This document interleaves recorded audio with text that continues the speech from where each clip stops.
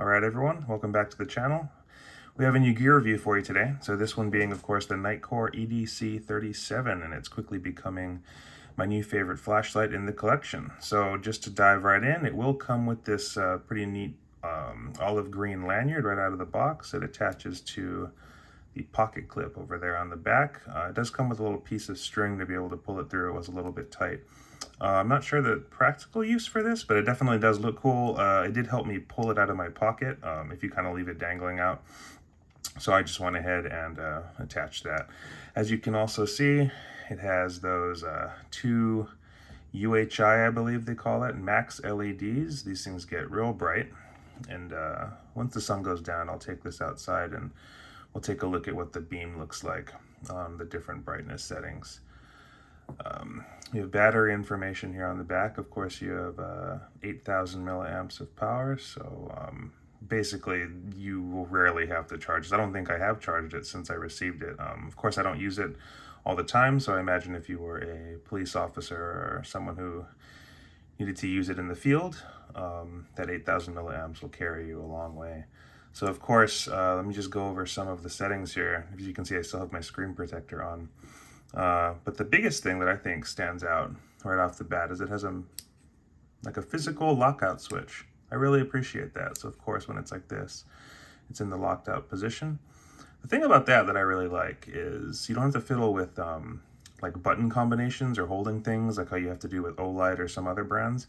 So this makes it really quick if you just want to set it to lock or unlock so it doesn't go off in your pocket.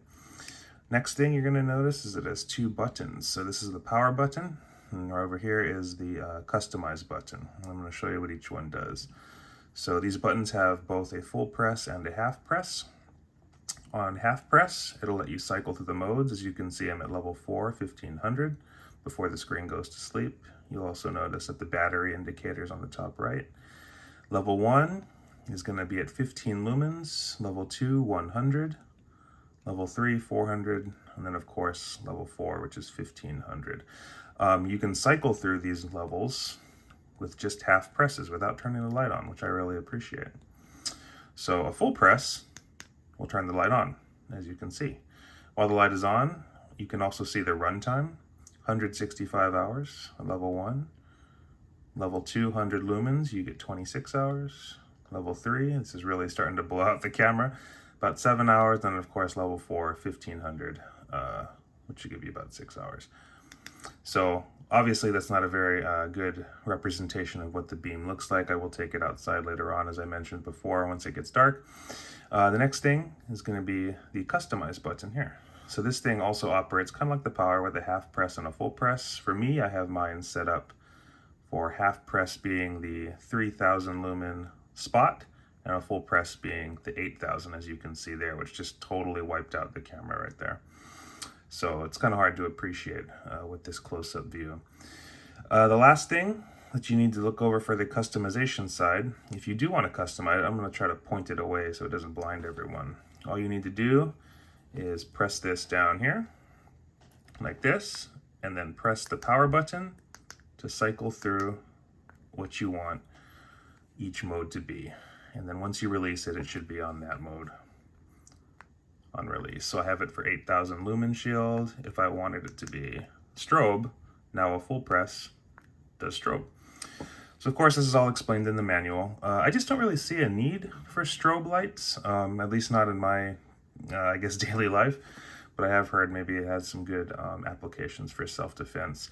You also notice it has these glass breaker tips here. I've heard that you might get stopped by TSA trying to take this on the plane, so the box does come with flat screws if you would like. However, I do like having these glass breaker tips just in case, plus it just looks cool, whether that's for self-defense or actually you know, keeping with you in a car or something in case of an accident.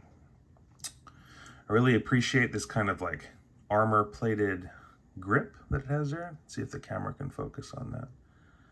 But it just really looks super tactical, and I know that sounds kind of I guess cringy, but this really does it for me. I like how this flashlight looks. It even has these kind of vents here for the heat. Oh, that does remind me, this thing does get super hot. So I can demonstrate that here in a second. But what you'll notice is if you full press, obviously that turns on the lumen shield, you'll see a bar start to deplete. And that's actually showing you how long before it cuts down to 400 lumens. So once that goes all the way, once the bar runs out, you have to wait until, I don't even know if it's going to do it or if it'll show it on the screen, but you have to wait till that bar recovers before you can use the 8000 lumen mode again. So, I mean, yeah, like that's hot to the touch. Like it's uncomfortable to like burning my finger almost. So just keep that in mind. It's not something that you're going to use all the time. Oh, there, you can start to see the, let me see if I can focus it. You can start to see the bar starting to recover there. A few other things that I wanted to mention is one of the main criticisms I think with this light has been just the fact that because of the design, the batteries are not serviceable or replaceable, swappable. So what that means is eventually when, you know, those batteries do crap out, this device is essentially disposable, which kind of sucks because it is really great, high quality feeling.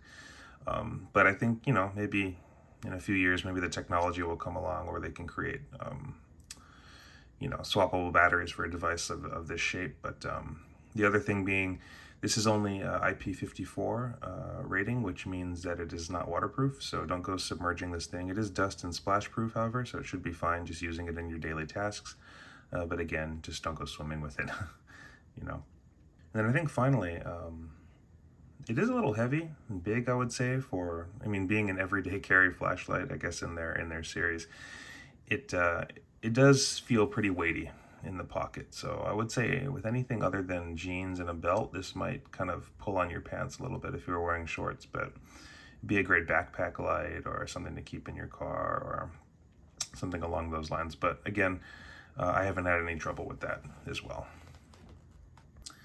So anyway, thanks guys for tuning in, and I'm going to go ahead and get some beam shots in there for you at the end of the video. And of course, you know, if you like this or enjoyed it at all, go ahead and give it a like. It's much appreciated. If you love this type of content, go ahead and give it a subscribe. I'm still very new to YouTube, but I'm enjoying and having a lot of fun making these videos for you and for myself. So, yeah, guys, stay safe out there and have a good one. Peace.